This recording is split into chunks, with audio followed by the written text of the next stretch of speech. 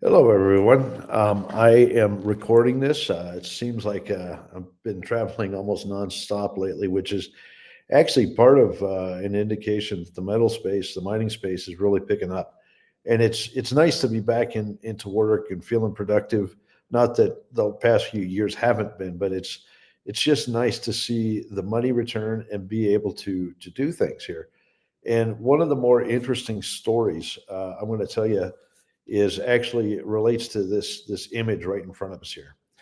I worked for Newmont many years ago, and while I was there, this is a period we'll call it back in the beginning of the last gold cycle when in the early 2000s when gold was starting to move upwards. Newmont was in an interesting position. They were the largest gold producer on Earth at that time. They were producing, I think, just over 7 million ounces by around 2004, plus or minus, if my memory is correct.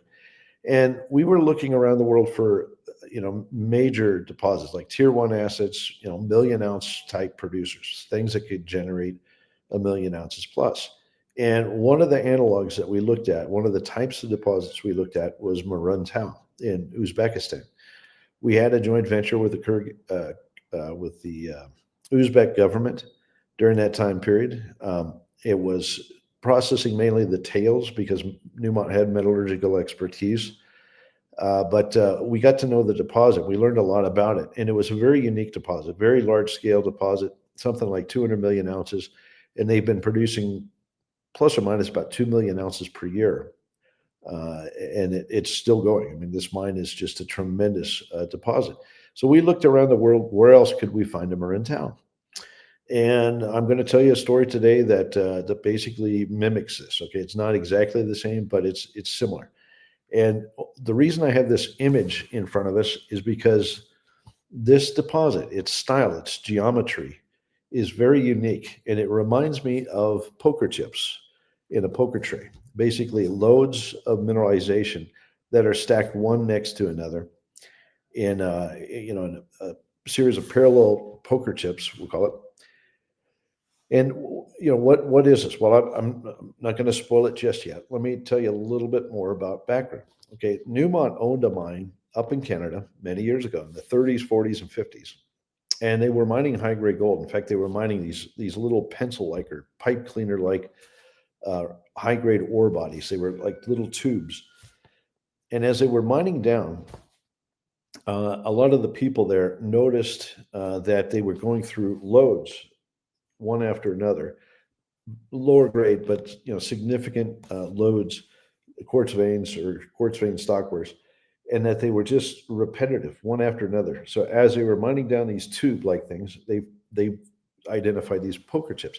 Now I worked at Newmont, and they shoved me because I was a little bit goofy. I think they pushed me way back in the back. So I my cubicle at Newmont, I kid you not, was in the library, and I had access to all the historic data files from Newmont. So I had access to the files from this mine in Canada that date way back to the 1930s.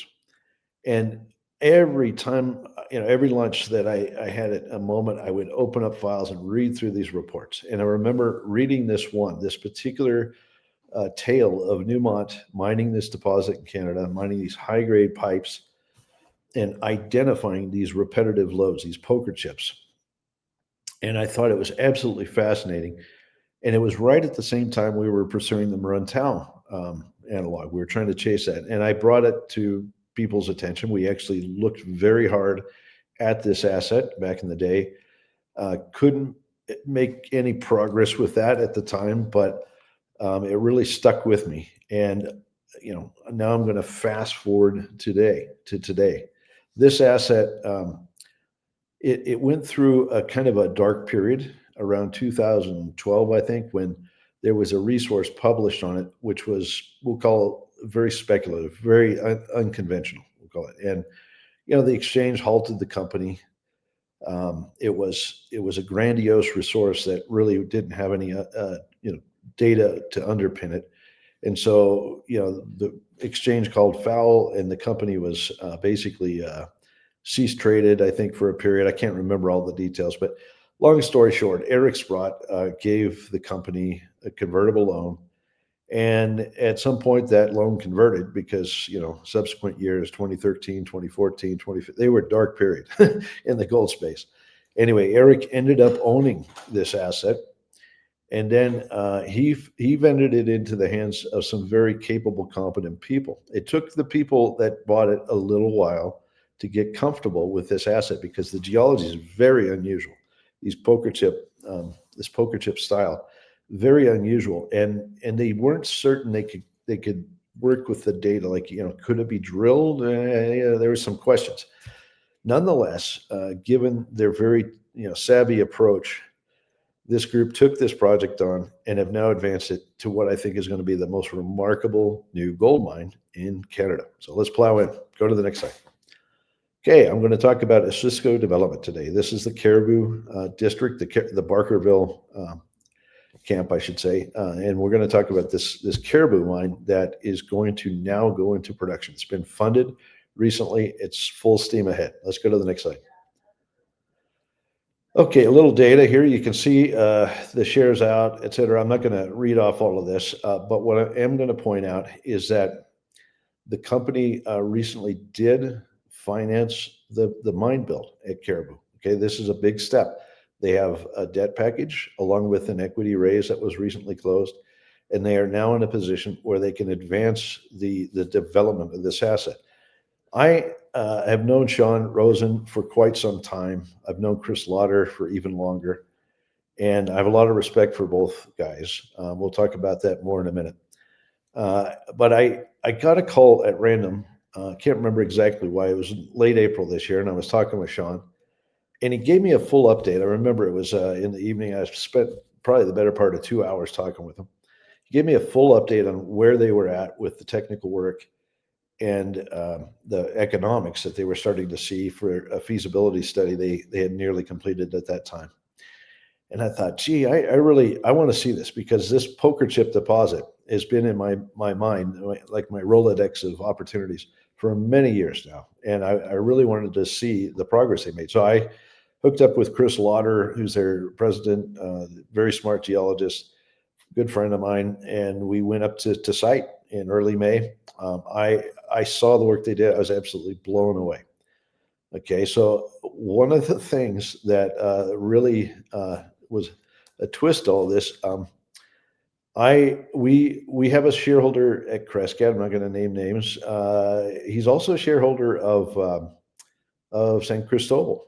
Okay, and I know the gentleman, a really nice guy, just a super nice guy. And although he deals mainly in the crypto space, he has kind of a passion around gold mining and such. So I kind of emailed him. I said, "Oh my goodness, there's an opportunity here to invest in a development stage gold asset." He got very interested. Long story short, took a little while, but once Cisco Development put their debt finance package together and were ready to do their equity finance, I did bring this gentleman to site, and we had a very good visit. This was late July, and he actually was the lead order and is now the largest shareholder in the Cisco development. I think it's a delightful outcome because I think as this company goes along, this might be a very rewarding investment for him. But it was a nice way to be a part of the stories to help bring that lead order for the equity component. Anyway, I'll set that aside. Let's plow forward. Okay, Sean. Sean is quite famous, as everyone knows, in the mining space. He was the captain of the ship with the whole Malartic development. Incredibly successful mine build. Today, it's I think the largest. Well, I don't know if it's bigger than Detour. I can't remember, but it's either first largest or second largest gold producer in Canada. It has a long future ahead of it. They're finding more and more and more ore. It just goes on forever. But it all started with Sean and his vision. So kudos to him. I've known Sean for many years, and I have a tremendous amount of respect for the guy. Chris Lauder, who you can see second on the list here, he's the president of Osisko Development. Chris was working let's see, for Anglo Gold Ashanti, I believe, around the time I was working at Newmont. And I think I can't remember exactly, sometime in that period, I got to know Chris. probably one of the brightest geologists I know in this industry, and he really has the kind of the mental capacity to deal with a very complicated deposit like this. So he's really the key to help, or he was the one who helped unlock the value that we're going to see here. Okay, I'm going to fast forward. I don't have a lot of time today, but we have a really strong board over here on the right. I'll point that out. Don't want to skip that, but let's go to the next slide. Okay, what are we talking about? Caribou. Okay, Caribou is basically the name of the project, but it is in the Barkerville district. This is in East Central BC. It is a very interesting deposit. Okay, and you might say, well, why would I? I'm typically an exploration guy. Why would I get interested in it? Wait till I show you the last 3 slides. You'll see, and it'll just blow your mind. I'll bring this thing full circle. Okay, so it is a linear mineralized trend. This is an orogenic gold system, but it's a unique gold system, and it's big. Okay, right now they have proven and probable reserves totaling a little over 2 million ounces. Notice that with measured, indicated, and inferred down there at the bottom, there's a bit over 3.5 million ounces additional. Okay, so we're really talking about 5.5 million ounces inventory here, something like that. That's a huge project, in any space, but it could be bigger. Okay, we'll talk about that at the end. Okay, let's go to the next slide. All right, here's our poker chips. Now, if you look at the profile of this deposit, this is really just looking at a small segment, about 4 kilometers long, profile of the existing lodes. You can see they're just stacked up like poker chips there. Okay, and the red areas are basically the proven, probable, and the resource. All of them are presented as the red poker chips. Those are individual lodes that are just stacked one next to another. Just repeat. It's like somebody took a meat cleaver and just sliced up the rock and injected these lodes into this area. Now, these things project to depth. Okay, the light tan color that you see there is down dip projection on these lodes. How far does it go?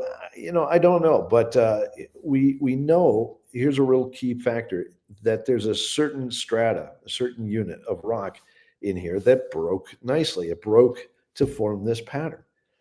My hunch is it doesn't go on forever, but it'll be like, think of it like a long Tootsie Roll, okay?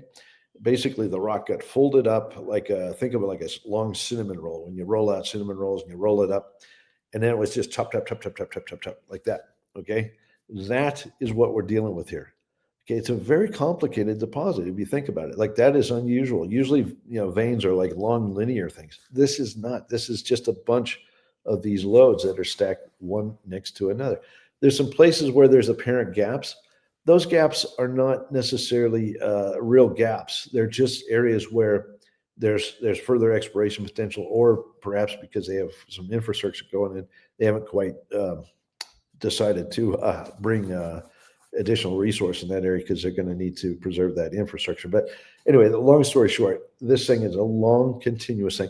Does it go on in either direction? Absolutely. This thing will go on for many, many kilometers. Okay, let's go to the next slide. Now, let's take a close-up view. Now, the company spent a lot of money and a lot of time over the period from, I think, around 2016 till, say, early 2020s, drilling and drilling and drilling and drilling and drilling. Why? Because you have to test zillions of these poker chips. Imagine drilling hundreds and hundreds and hundreds of holes to understand these poker chips. And this is where they're at presently. What you see here in the blue and the pink is basically the reserve, which is pink, and the resources, which are blue. Okay, and you can see they're linear things. Yes, there's little gaps and stuff. Why are there gaps? Because they don't have any drilling in there yet, but they have enough definition, enough drilling at present to actually come up with reserves, which are the pink blobs, or the pinkish purple, and the resources, which are the blue. Okay, now they've also put a decline down and they've drifted along this thing, and they've actually opened up some of these things so you can actually see them. And that was what I wanted to see back in May. I wanted to see this, this stuff that I read about, 20 years ago in Newmont files from the 1930s about these poker chips. I wanted to see these things firsthand, and I got to see them. Okay, it was very exciting. And as soon as I went underground, I said, yes, this thing is going to work. This thing is an absolute killer of a deposit. Does it mean there's, is that all you're going to get in there? Is these kind of little flaky poker chips? No, they're going to continue. And you're going to see continuity of the poker chips, in my view, a lot more continuity. There's basically a lot of gold hiding in plain sight in the gaps that you see there. Okay. It's just that the gaps are where they have drilling right now. That's fine. That's fine. You can start a mine, build a mine. Let's go. Let's go to the next slide. Okay, so here are poker chips underground. Now these photographs come out of their slide presentation, and what we're looking at is basically these lodes are basically cored by either one predominant quartz vein or a series of stockwork veins over a width of a few meters, and they project a long strike. So this is the poker chip. We're looking at the poker chips on end. Think of it like that. And these things, they might have a linear dimension of a few tens of meters to, maybe 100, 150 meters, something like that. They also extend vertically. Okay, how far down do they go? We don't know yet, but they're probably open at depth. But you can see they're actually discernible poker chips. Each image there, boom, boom, boom. That's what they're going to go mine. Okay, now is there ore between the poker chips? Yeah, there is low grade. And that's really interesting because in any other place in the world, you'd probably just mine this thing as a large open pit. But here at this project, they are going to mine these poker chips individually underground, and they're going to go after the highest grade. Okay, let's go to the next slide. Okay, what's represented on this slide is basically to illustrate, to inform people of the insights that the company gathered as they drilled this thing, as they defined these poker chip-like ore bodies, and what they learned about the grade, what the mineable grade is going to be. Once they mine the entire poker chip to the fully diluted width, it's not super high grade. The veins in yellow or bronze here are, they often run 5, 10, 20 grams, the actual quartz load, and the gold is associated with pyrite in those. Okay, the gold is very closely tied with pyrite, and in between there, the dark gray, that's sandstone. Okay, that's the wall rock. That's a country rock. And it carries a little bit of gold, but it's mostly waste. Okay, so you have these poker chips, which are basically these zones of a mix of quartz and pyrite and sandstone. All right, what does that mean? Well, they've now proven they can mine it. They've done test mining. They've shown they can mine out stopes, and at big tonnage too. I mean, these are bulk underground type stopes. The grade that they produce down there at the bottom, you can see results around 3.62 grams per ton. Not super high, but guess what they're going to do? Okay, this is brilliant. I just absolutely love this. They're going to put the material, after crushing, they'll put it through ore sorters. That will upgrade the material. They're going to screen out the fines, of course, but they'll upgrade the resulting material up significantly, combine them, and that gives them with a mill feed grade of 5 grams. Okay, so they take it from 3.6 grams, reduce the mass. They're basically filtering out a lot of those sandstone fragments, and they're upgrading the quartz pyrite material with the gold, and they end up with a feed grade of 5 grams that goes into the mill. That's pretty good. Okay, and yes, we get gravity gold recovery as well as a flotation concentrate that's very high grade, 133 gram per ton flotation concentrate.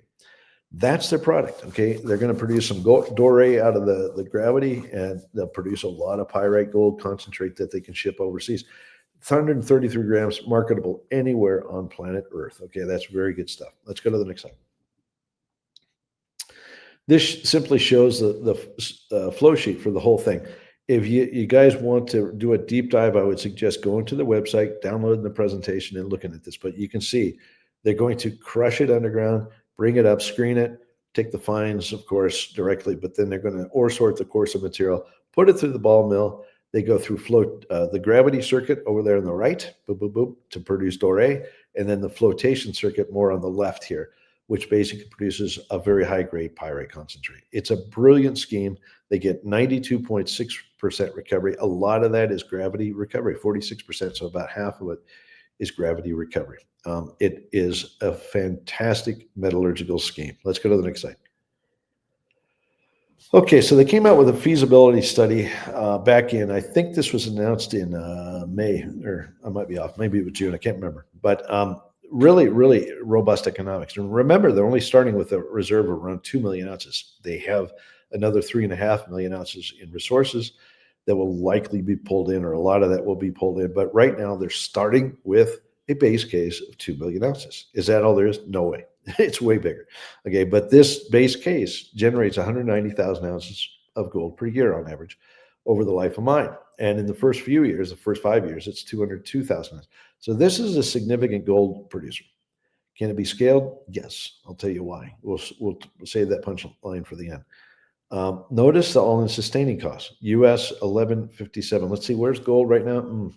3,500. You think that'll make decent money? This is a robust operation, guys. This looks very good, very competitive. I think that would put it in the upper quartile of, or the lowest quartile, I should say, on the cost curve. All right, this is really interesting. Down here in the lower left, you could see that at a 5% discount, at $2,400 gold, this is just under $1 billion now. But look over here at 3,300. It's a little over 2 billion. That's interesting. Okay, that's very good. Right now, it's a 10-year mine life. Will it be longer? Yes, I think this thing will be mined after we're all dead and gone, quite frankly. What's the initial capex? 652, right there in the middle. Okay, 652 American or US. Guess what? They got 450 of that from the debt facility through Appian, and that equity raise, including my good friend, brought in another 200 million. So they have the money they need. They can go. That's one of the things that gets the companies going out of the Lassonde curve. The bottom of the trough is financing. Okay, to be frank. All right, let's go. Let's see. Sorry, Trevor. One more thing. Go back for just a jiffy there. Okay. You can see right now that they are fast track. They have full permits, guys. This is important. And this is what really convinced me. Time to step up and make this thing happen. We got gold prices moving up. We got a fully permitted development story, one of the few in Canada. Very large scale. It's time to go. Okay, you can see they have plans to get this thing in production fast track the latter part of 2027. Super. Let's go to the next slide now. Okay, so here's just a picture of how the equity financing and the debt came together. Again, 203 million came from my good friend and others as an equity financing, and then 450 came from Appian. It's a debt facility. Like, I know the guys at Appian, very smart people, like technically super smart guys. Met them in London a couple of years ago. They don't put money into projects they don't review to the nth degree, and they feel very comfortable about this. So knowing a good technical lender is behind this, who understands this project, absolutely critical here. Okay. Now I even personally, I'm a firm believer in this, and I was part of the financing, just for full disclosure. So let's go to the next slide.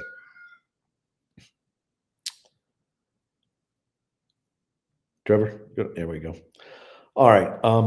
I promised I wouldn't promote this too much, but this slide is in their deck. It just shows the way valuations can appreciate on the back of getting financed and then moving towards development.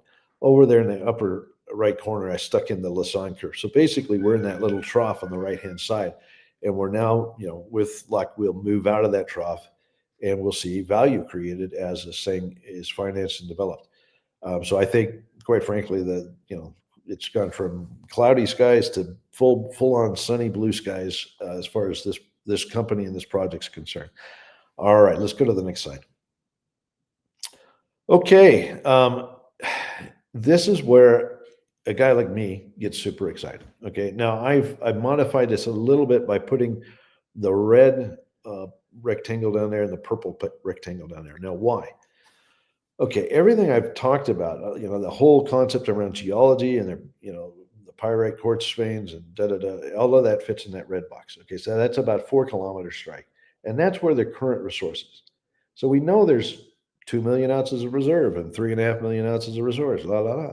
We know that those continue down into the ground a ways. Maybe there's another 50%, maybe there's 100% at depth. Okay, so maybe we have something more like 7 million or 10 million ounces inside that red box. That's cool. Okay, but look at the purple box. Okay, the purple box is another 10 kilometer strike beyond that. That's another 2.5x. Now, do we know that there's lodes like this out along strike? We know that the historic miners, the old timers, they went in certain areas and they found these poker chips. Yes, we know they're out there.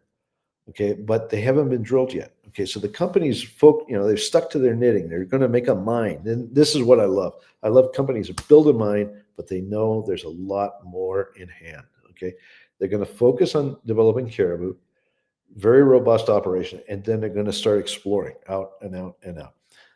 How much gold could fit in there? Well, that's I just told you in the red box. Maybe there's 7, 10 million ounces, something like that. Total on top of the 2 million ounces of reserves and 3.5 million ounces of resource. Okay, okay. Add that 2.5 times again, right there. That gets interesting. This could be a 30 million ounces. I'm not saying there's any promises here. It's just in terms of my brain and my target concept here, this is a lot of gold. There's a very good gold potential along strike. Now you might say, why did I write that piece? Just criticizing the resource that came out back in 2012, and you can Google it. You can see me and Peter George and Frank Callahan. We had a very interesting dialogue on the internet back in the day. I criticized because they didn't have the data to back it up. Okay, so they were basically already saying they had 90 million ounces or something crazy with no data to support it. That's not correct. That's not the way the world works. Okay, but fast forward, we now have technical people in here who've done a great job. Chris Lauder and his team absolutely knocked it out of the park, and now they can show us, like, for real, what is here. Okay, now I feel more comfortable talking about the potential of this district. I like big things. This is big. Do you think if there's this much gold here, this mine would stay at 190,000 ounces average per year? I don't think so. I think this is a deposit, given the size and the scope of it, that can be ramped up over time. What could it be? Well, I told you at the beginning, Maruntal was an analog. I'm liking this. Okay, I can't guarantee you anything, but I really like the concept that there could be something that's tens of millions of ounces. Now let's go to the next slide, the last slide here. Okay, so again, I took a red box and I took a purple box and I put it over here and annotated their this slide, which came out of their deck. Okay, the gray oval on the northeast side there, the upper right, that is basically the main caribou trend.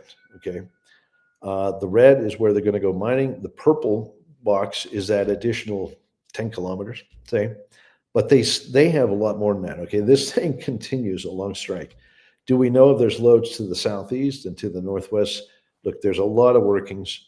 There's a lot of alluvial gold that comes out of all of those creeks. Every single creek that sheds this area has lots of placer gold. My hunch is yes. Okay. And if so, that means you probably have something that's more like 40 kilometers there that could be explored. And that's going to be way beyond our lifetime. So quite frankly, if anybody finds this video in about 100 years, they'll look back and say, oh, that guy was a complete idiot, or, oh my God, he was brilliant. I don't know which. Anyway, funny. Look, the other thing is they've also identified a new parallel trend. It's more speculative, but it is the same kind of geology. It's essentially another Tootsie Roll or poker chip tray that goes on down there. Lots of alluvial gold there too. But the key takeaway, this is an absolutely enormous story that while it starts as a modest scale mine, 200,000 ounces per year, it's funny saying that 200,000 ounces, but that's actually a big mine. Come on. But it could grow. Okay. This saying, the geology's there. It's conducive for potentially a much, much larger operation should all the pieces come together. All right. Last piece, very important. Go to the next slide. People. Okay. One of the things that blew me away about going to Caribou back in May was meeting all of the young team members that Chris and Sean have put together to build this mine. These guys are really cool. I mean, these are guys and gals in their late 20s up to their maybe mid 40s. Okay, we're not talking about old farts like myself or Chris or Sean or something. They have put together a really cool team of very sophisticated scientists, geologists, engineers, environmental scientists, et cetera, that are going to make this happen. And this is one of the keys that really gave me comfort that they could pull this off. Without taking a lot of time here, I got to know a lot of these young folks. And, for example, over here on the right-hand side, Peter, with the white hat on there, he is a young lad. I don't know exactly how old he is. I think 35, maybe 40. I don't know. But he has bulk underground mining experience. And I asked Peter point blank, I said, are you going to make this a mine? Absolutely. He didn't even flinch. He said, we've got this one down. That was what gave me comfort. It gave my investor comfort. By the way, that photo at the bottom center, there's Sean on the left, and then Chris Lauder's over there on the right, and then my good friend in the yellow vest is in the middle there.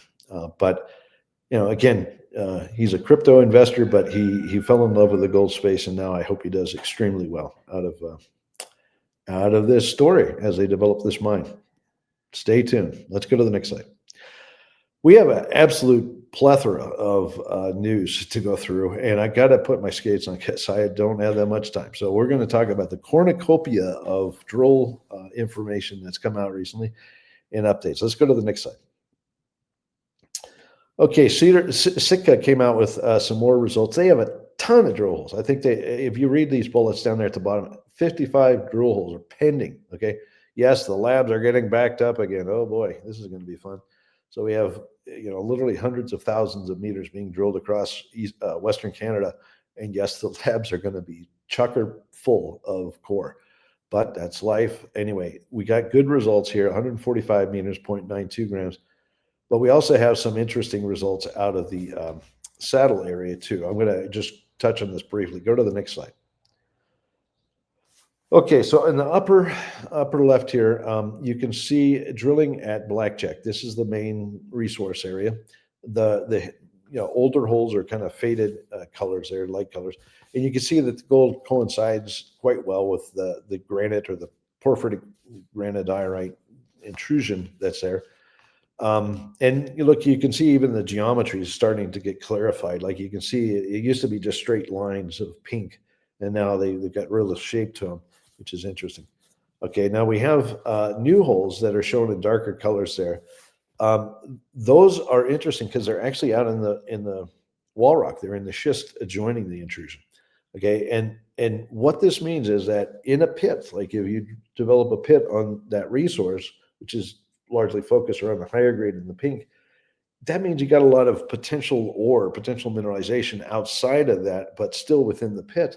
These are actually very, very good numbers, especially in the gold price environment we have. So this is important data. It tells us that that's not waste rock. It is potentially ore in this story. Okay, that's a big plus.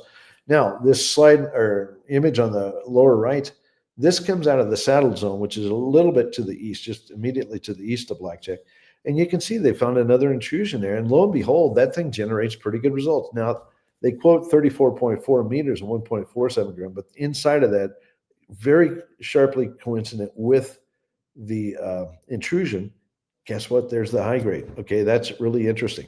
That means between Blackjack and Eiger, which is further east still, we have a zone of gold that's starting to develop. And this is how these pictures emerge. You got Blackjack, you got Eiger, and this little gold system starting to evolve between them. How are they all going to connect together? I don't know exactly yet, but it's good because there's a lot more happening here. So good on them. Go to the next slide. Tectonic, after a long waited update or wait for an update, they went absolutely full on this week, putting out a virtual drill core shack. And they had a video, I think it was done yesterday. I was on a plane coming back from Bolivia, so I didn't get to see it. But I've been through the reports, and I think they've done a very good job in trying to convey to the market what they've seen here. Okay, and I think it's looking quite positive. They don't have assays to throw at us yet, but the pictures I've seen and the scattering of the drill holes, tells me they're onto something. Okay, let's go to the next slide. Okay, now I don't have time to go through their whole presentation, which is literally tens of pages long, but what they did is they basically took little images and showed each drill hole. Okay, they show with a yellow circle where the drill hole is located, and then they have core photos that correspond to that drill hole. And it's very informative. Like you can look and say, yeah, yeah, sheeted veining. Look, it's an intrusive. Oh, there's VG. Okay. And you can look back to where that drill hole is, and it gives people a pretty good insight into what's going on here. Good on them. Okay. Go to the next slide. Now, I'm not going to read through all these bullets, okay, but this is a summary of their phase one drilling. Basically, they've broken it down. The early part of the summer, phase one, they drilled something like a little less than 8,000 meters at Alpha Bowl, Chicken Mountain, and Golden Apex. So they basically tested three areas here. They outlined their target, the reasoning for each testing each area, and the details. And what I will say is that Alpha Bowl, they have seen more veining. Okay, last year, remember they got that one hole in, hit gold. What do they have now? They got a bunch of holes that look very interesting. No assays yet, but man, looks good. Chicken Mountain, they drilled some metallurgical holes. That's great. We already know that there's a lot of gold there. Now they have some more material to work with for metallurgical purposes. Golden Apex, this is a new target way up in the north. They drilled a hole there. Looks darned interesting. Look at the core photos. I don't have time to go through it today, but look at the core photos. Go to the Hopefully they put a recording up of that video they did yesterday, and everybody can kind of get up to speed. Let's go to the next slide. Okay, here's the total meterage. You can see they drilled 7,718 meters. Most of it was Alpha Bolt. That's a good sign. Usually you keep drilling if you see stuff, and they drilled quite a bit there. They did drill some at Chicken Mountain, then they had one-off tests in these other targets. Let's see what they hit, okay? Now, looking ahead, this is important. Remember, the company recently got a great deal of financing, and they are going ahead with phase two drilling. And much of that's going to be centered at Chicken Mountain. Why? Because they want to put together a maiden inferred resource. Fine with me, because as the exploration data comes back from these other targets, that seems like a reasonable strategy. Get in there and see if they can put together a gold resource. What the timing on that might be, I don't know. One thing I would encourage the company is don't announce a resource before it's time. In other words, if you see that you're onto something and you need another year to drill, well, use another year to drill, and don't put your resource out until, like, look at Snowline. They did a great job. They drilled it systematically and came out with just a knock your socks off kind of resource. I think they're also going to follow up at Alpha Bowl. Obviously, they have to get assays from those holes that they drilled, all those 2,800 meters they drilled. Or no, they got some RC in there too, 1,700 meters of RC. And they got to get those assays. But if those look good, they're going to follow up at Alpha Bowl too. All right. And that will start immediately. I think they've already actually started phase two. Let's go to the next slide. Goliath. Oh my gosh. Like they talked about seeing this really interesting drill intercept. And, I can't remember, like it was 3 or 4, maybe 5 weeks ago. It seems like time's flying. And lo and behold, they absolutely shot the lights out. Okay, so 10.62 grams over 22.82 meters. That's a whopper intercept. So around 250 gram meters. All of the holes that they're seeing, or well, I should say most of the holes are seeing VGA, but all of the holes display mineralization thus far in this program. Remember, they have a lot of data to work with, and now they're going back in and they're kind of focusing on the areas of higher grade and making sure they get across those loads. And it's with great success. I mean, this is phenomenal. If you look at the actual breakdown, there are some higher grade portions of this. I think there's some sub intervals that are announced plus inside of that 22 meter, but just amazing results. Go to the next slide. And the other thing they put out recently, I think, yeah, 1st of September, and I would urge people to go look at it, it's on their website, is this presentation that really kind of breaks down the Sherbet discovery, and it shows in a pictorial way what they've accomplished so far. I think it's absolutely amazing. I don't have time to go through about 100 slides here on the video, but for those of you who want to do a deep dive into the Sherbet, I really urge you to look at this preso. Okay, go to the next slide. The one thing I will say is that you can see the model they have so far with all those loads, the green, the yellow, the purple, et cetera. Those are all the different loads they've identified so far. And this thing is still growing. Okay, so think about where we were in 2021. We knew a little bit about the upper part of Sherbet. Think about what you see here. This is astonishing. These guys have really seen this thing come together. It's still open in many directions. Don't forget there's probably a feeder down there somewhere. Yes, we know the dikes and such that came off are also mineralized, but right now you can see a system that they're starting to really wrap their minds around and understand, and it is absolutely enormous. You go to the next slide. Altamira came out with some visuals this week, and also some results from Tavares Norte. So at Maria Bonita, they started drilling. They actually started with a deep hole, and I think it looks fantastic. But at Tavares Norte, they found some really good results too. Let's talk about this. Go to the next slide. Okay, for a refresh, this is a Cajuero project. It's basically a huge area. Like you can see the scale bar, 2 kilometers. I mean, this thing's like 15, 18 kilometers from east-west or something, and 10 kilometers north-south. It's huge.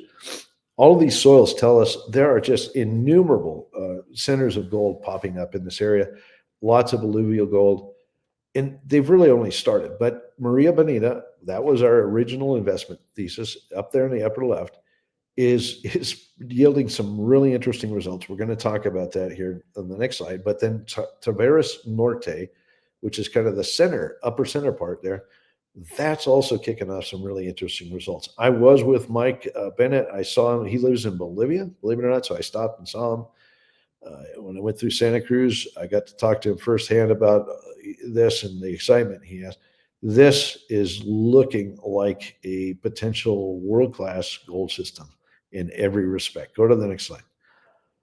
Okay, here you can see, this is Maria Bonita. This is some of the original drilling, which was shallow. Okay, look at the holes up at the top there. They got, 59 meters, a half gram, 139 meters, a half gram, and then 213 meters, 0.8 gram. This is good results, all right? But look at that big hole. Okay, so the big hole is what they just finished. And notice, most of that is in the same quartz porphyry that was seen up above. Okay, what are we going to hit in there? Well, that's probably two times and a bit longer. I don't know, 400 meters and change. I don't know, something like that, compared to the next hole above. Could we see a very long interval of interesting gold here? You'll probably, because most of that quartz porphyry is vein, just like you see here on the right. Okay, that's a huge volume of rock, guys. We went from like a little perceived gold system up above, and thank you, Mike, drilling a deep hole to show this thing is huge. Okay, when we start talking about that kind of length and then the volume of rock, you start looking around. This could get crazy quick. Okay, so very, very good potential. They're doing the right thing here by drilling that deep hole and showing the world, hopefully, when the gold assays come back, showing the world this is amazing. Okay, let's go to the next slide. All right, at this Tavares Norte, and there's also this Mora Verde target immediately to the east. First of all, look at the scale. There's a half kilometer down there in the lower left. Okay, so Tavares Norte is a kilometer across. They're seeing alteration that is more typical of what we would call, porphyry style alteration. In other words, they're seeing phyllic and sericitic alteration.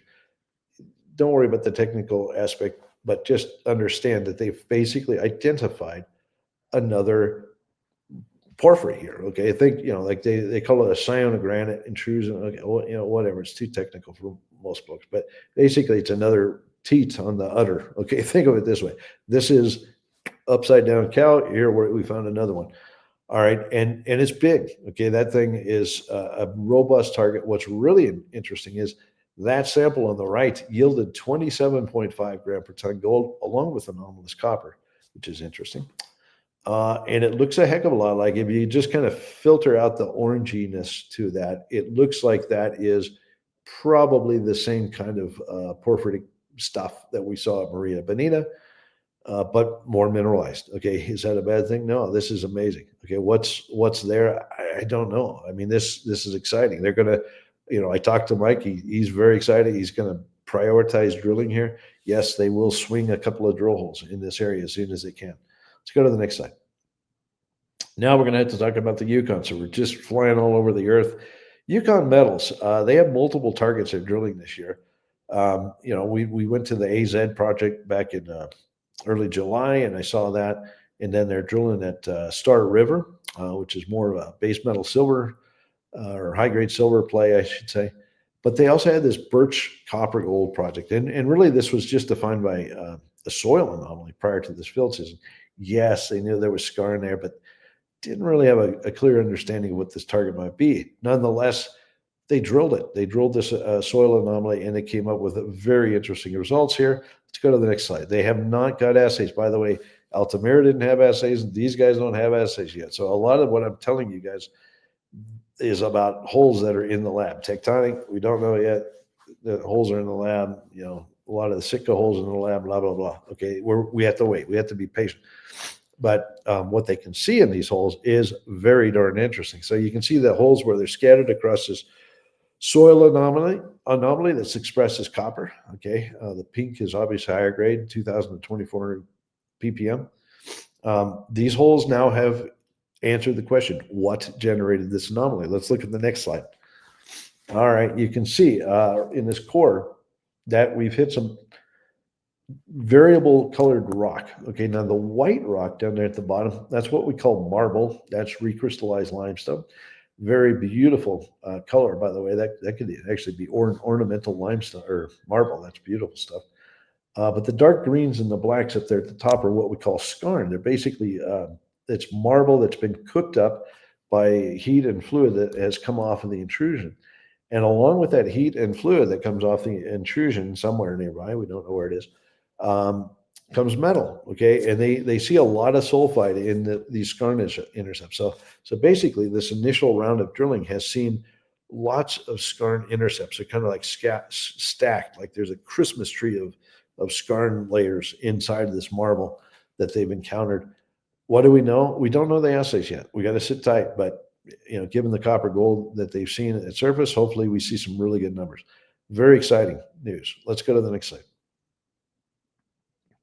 Newfound. Okay, people ask me about Newfound all the time. They say, well, it's also on the right-hand side of the Lassonde curve. Yes, it is.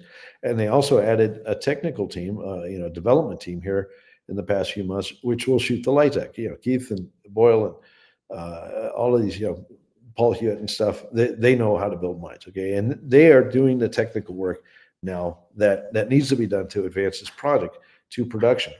Little bits of data are coming through on a routine basis now. Now, I'm making this recording early morning Friday. Just noticed it came out with a release. Guess what? They're going to combine with Maritime and pick up that mill. Oh, thank God! That couldn't have happened fast enough. Anyway, that gives them a fast path to basically access a mill. But more importantly, they now know that the sulfide rock, which everybody kind of scratched their head and, well, can you do anything with this? Yes, they can produce a flotation concentrate. Nearly 90% of the gold is recovered into a flotation concentrate. Again, that will be high grade and easily saleable anywhere on Earth. Okay, so this is a very important step. Go to the next slide. Okay, Onyx. Onyx released some results from Monroe Crisis here this past week or two, I think, and good results. Very, very long intercepts of which showed bulk tonnage potential of gold mineralization. And this is right in the heart of the Timmins camp. Why is this so important? Well, Timmins is kind of going through a rebirth right now. You have what are they called? Silver Discovery or Discovery Silver. Sorry, Tony coming back, back to his roots here, and kind of picking up the pieces at Timmins, really, and making Timmins, we'll call it make Timmins great again. And Onyx has made a discovery now right in the heart of the Timmins camp, which is really interesting. Okay, so go to the next slide. I think this is fantastic. Okay, you can see Onyx's property here. Down there towards the bottom of this image, that's the Porcupine-Dester Fault. That's the main structural corridor that goes through here. The Golden Highway is that big blob down there. It's a bit over 10 million ounces. Then you got Garrison over there. But see that Fen Gib? That's kind of in the middle or just to the left of the middle. 4.4 million ounces just outside of the property. But do you think Onyx might be onto something similar? Yeah. They're on a secondary. They're on secondary structures coming off the main break here. But I think the drill data that we've seen so far tells us that there's potential here for a very large gold system to be found. Multi-million ounce system. Now, We are, when I say we're right in the middle of the Timmins Cap, I think about the big picture. Yes, we're east of Timmins a fair ways. Yeah, you can see in the upper right hand corner there, Timmins is on the left. But still, we're in the heart of that gold camp. Okay, we're in along the Porcupine Ester Break, in an area that's known for hosting multi-million ounce deposits. And knowing that there's appetite, or there'll probably soon be appetite for M&A in this area, this is a good outcome. Let's go to the next slide. And this shows you some of the drilling they've got. They've got some new lithologies popping up along with this Prestone Fault corridor. And basically what they're showing here is they've got a very large area that they can explore, and they're seeing results. Won't go through all the results here, but you can see this target's wide open, and then you step across that offsetting fault on the left, and the system has gold over there and is wide open in that direction. This is what you need. Look at the scale bar, 100 meters. This is probably about a kilometer and a half or two across. That's what you need for a multi-million ounce gold deposit. So they have the footprint necessary. Let's go to the next slide. Okay, Hennigh put out some surface data from Provisto. They did announce early results from Bellin, I believe, a week or two ago. They did not hit a home run there, probably a bit high in the system in some of that drilling that they've done. I'm still betting on Provisto. Okay, Provisto is the one that gets me really excited because this is a large alkaline system, and now they've expanded this by 2.1 kilometers through soils and other work. And this one is the one that in my view, is going to be the world-class project that Hennigh holds. Okay, go to the next slide.